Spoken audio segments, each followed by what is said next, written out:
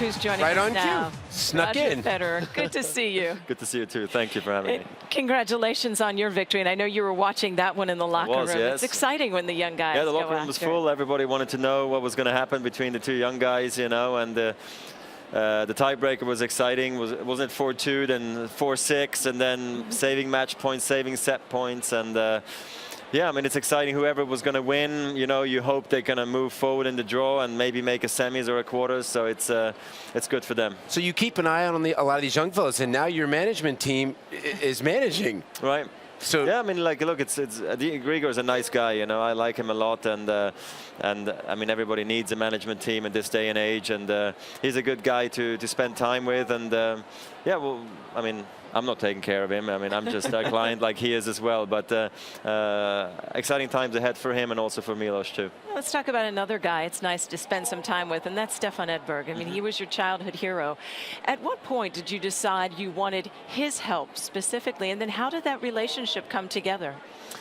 Well, I mean, the thing is, you know, we didn't see Stefan a whole lot on tour, so you anyway knew that he was probably not going to be really interested to come back, and but I gave him a shout, you know, towards the end of the year after you know, we split up with Paul Annacone because the contract was running out, and we had a great spell. So I spoke to Seve and I was like, you know, let's see who else could we bring in more from an inspirational perspective, and that's when I thought of Stefan. Let me give him a call and see what he says. You know, I think it's going to be a no for sure, but let me give him a call. And that's when then he thought about it for a long time, like a month or something, and he's like, maybe I can come to Dubai, and that's then what happened. And I just wanted him to be comfortable and see what it's like. And he said, I can do a few weeks this year, so it's just cool hearing him say things before the match, analyze my game after the match, and he's just a very positive thinker out there, and he wants me to do well, which is it's great. Well, it's been a short time together. First of all, how much confidence has he given you just seeing him in the box, and are you guys working on, obviously he came forward on everything. Right. So is that an emphasis now?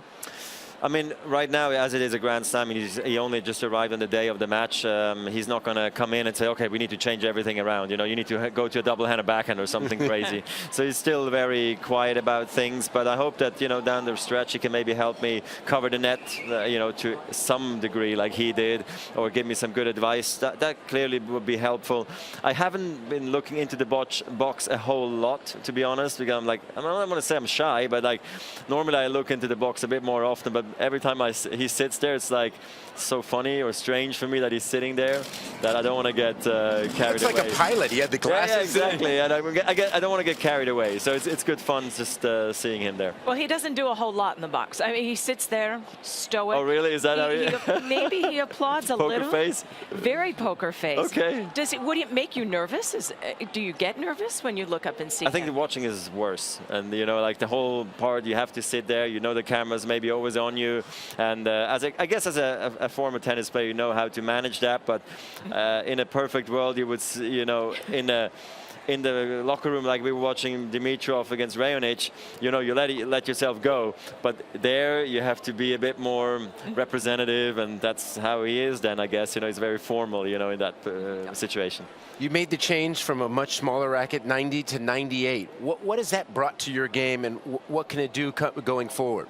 Well, it's been an interesting change for me, because last time I changed racket head size was back in 2002 before the French Open, and I ended up winning Hamburg, and I got into the top 10 for the first time, and I've been with that racket for some time with minor changes along the way, and I've always kept testing new materials from Wilson, and I always wanted to make sure I know what's on the market. I think it's important to have a wide vision, you know, not be locked in just one string, one grip, one technology. So this is a very exciting time for me, you know, going through that as well, that period.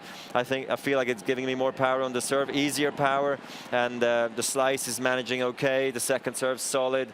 So now it's just a matter of putting hours on the racket, really. It seems like you're playing tighter too. It's coming off the racket with a little different sound. You going tighter strings? Yeah, I mean, because the racket head size is bigger, yes, I am stringing a few kilos more, absolutely, yeah. Can you explain to the layperson at home who picks up a racket and plays how difficult an adjustment that is after all these years to change your racket? Well, worst case scenario, I can always still go back to the old one, which I know. You got one in the bag? No, I actually didn't take any along this time were around. Were you tempted to? No, this time around it felt natural. I was like, you know what, at the US Open I took them to the States, the old rackets, and I was like, just in case, and I did change. This time I said, there's no way I'm going to change because I've put in 3 weeks in a row in the off season. I played every time and I was actually feeling really well. So yeah, changing racket is difficult, but then it's very much the mind as well. It needs to, you know, wrap around the whole thing. And the last thing you want happening is that you think of it every single time a big point comes up. And that's been the really positive thing about Brisbane. And here, I'm out on the court and I'm not thinking of the racket. It feels like it's an extension of my arm, which you want it to be.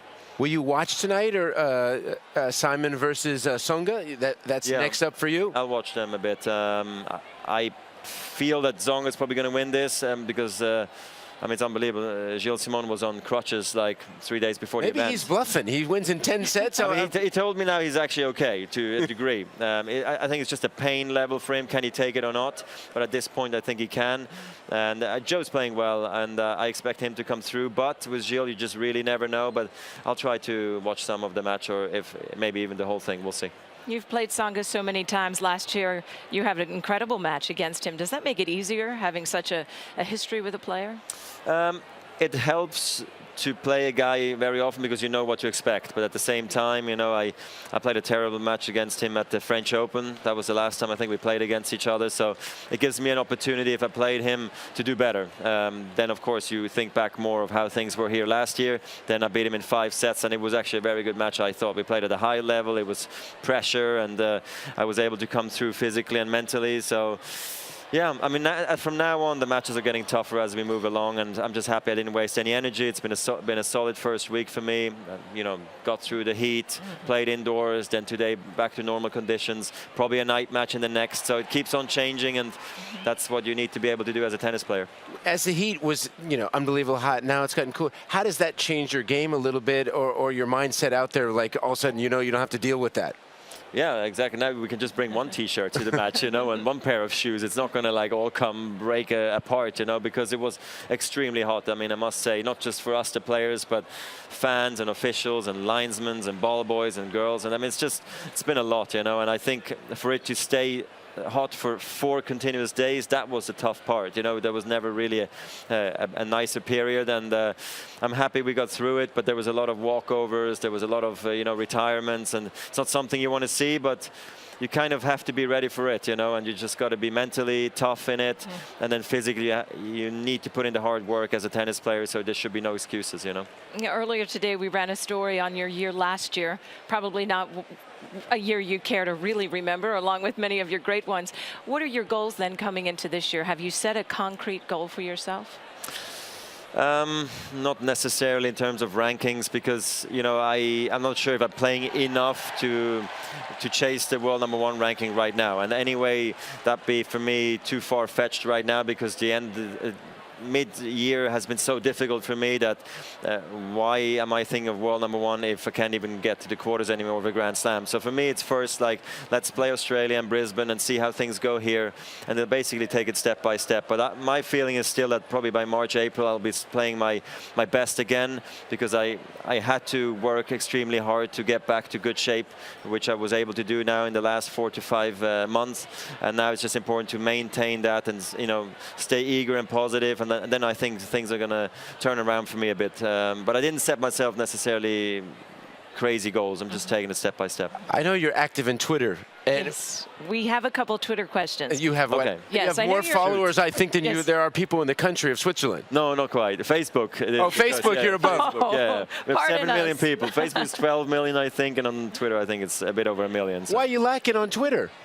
Well, I started at the French Open this year. I wanted to see how people do it and what it's all about, and I was a bit wary of it. Like, I didn't know, you know, and what you do you really like send a Twitter pic out of what you eat? And I was like, no, I'm not going to do that. So I'm not doing that. It's more just like a different angle for the fans, and it's a way to communicate with them. So I actually quite enjoy it. I try not to overdo it. I go through spells where I don't do much, and then I do much more. So during tournaments, it's clearly easier than when you're on vacation. That's true. Okay, I'd shoot one. You're very clever on Twitter. I mean, a lot of people wonder, is that really Roger? Oh, really? Okay. Yes. No, okay. It's important to be authentic. Yeah. We did a little Ask RF ourselves. One of the questions is biggest improvement you hope to see in your game overall in 2014. I mean, I don't care about improvements as such. I just want to play good tennis, enjoy it, and have results. I mean, at the end of the day, I've done enough improving throughout my career. I mean, I try to get better all the time, and clearly I still believe I want to get faster, I want to get more explosive, or I want to maintain that. Or want to win more, right? But at the end of the day, I love winning, and that's what it's about in tennis right now. Okay, next question, and it's our last. What's the biggest achievement of your tremendous career? I guess it's just very simple and basic, getting to world #1 and winning the 4 Grand Slams kind of thing, you know, because world #1 wraps up all these Masters 1000s, the smaller tournaments, all the tournaments out there that you need to grind through. So for me, that is probably the ultimate achievement, to get to world #1, because that's not a fluke. That takes a lot of hard work, and you need to play well for a lot of the times. All right, thanks for joining Yeah. us. And before we My let you pleasure. go, congratulations Thank on you the so baby much. news. Yeah, appreciate That's it. tremendous. That's wonderful. Roger Federer with us, and for a 13th straight year, he's here in Australia and into the round of 16. Our coverage of live tennis continues. We'll be getting you back out to the Murray-Lopez match after a quick break. Roger, thank you. Thank you.